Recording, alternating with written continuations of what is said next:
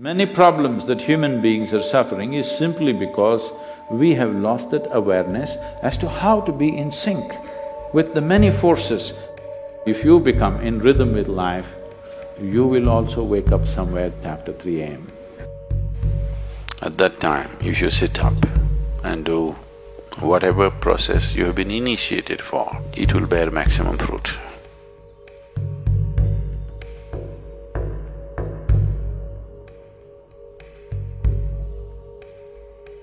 In the way the planet is spinning and what is happening, something very fundamental changes somewhere between 3:20 to 3:40. This is called Brahma Muhurtam. This is relevant only up to 33 degrees latitude. Your system, human system, functions in a certain way.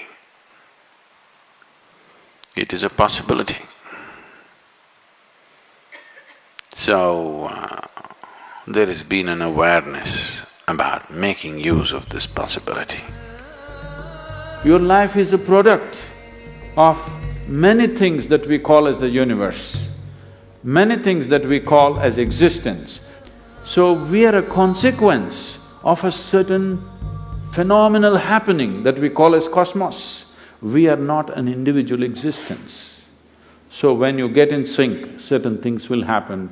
You know, there's a cicadas in where we are in Tennessee, the US ashram, they wake up once in 17 years. Can you beat it? They know it is 17 years and they come awake and they breathe and they go back to sleep. They're keeping time once in 17 years, no alarm bell anywhere. Well, how is this? I'm saying they're in sync with nature. We have lost sync within nature and we think that is our nature. No. All the many ailments, many problems that human beings are suffering is simply because we have lost that awareness as to how to be in sync with the many forces which are making us who we are. So yoga is to bring that sync so that you are in rhythm with life. If you become in rhythm with life, you will also wake up somewhere just after 3 a.m. If you're conscious, suddenly a certain spark of aliveness will happen within you. Even if you're in deep sleep, you will come awake. This must happen to you. This means you're falling in sync with it. You're falling in sync with life. So what should I do? Should I meditate? Should I do a kriya? Doesn't matter what. You must do a process for which you have been initiated for. Because initiation means you were not just taught a practice, it was introduced into your system, it was implanted in your system. So whatever, if there is a life seed within you, if you're awake at Brahma Muhurtam and sit for whatever that practice is, it bears maximum fruit because of the way the planet is behaving in relation to your system. If you become aware in a certain way, a certain level of awareness is achieved within you, you will see, you will simply know when that time is.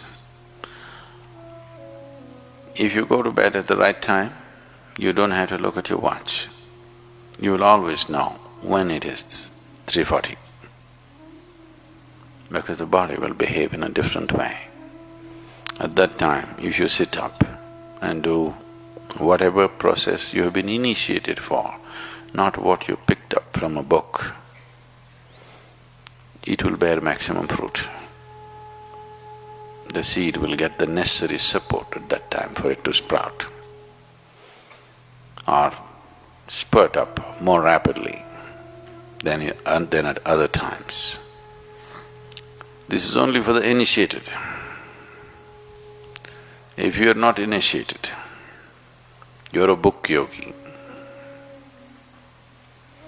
then 340, 640, 740, not so much of a difference. Sandhya kalas are more important for such people. Sandhya means 20 minutes before sunrise, 20 minutes after sunrise, or 20 minutes before sunset and 20 minutes after sunset. The same goes for noon and midnight, but they're of a different nature. So these two twilights are better for the uninitiated. 340 is good for those who've been powerfully initiated.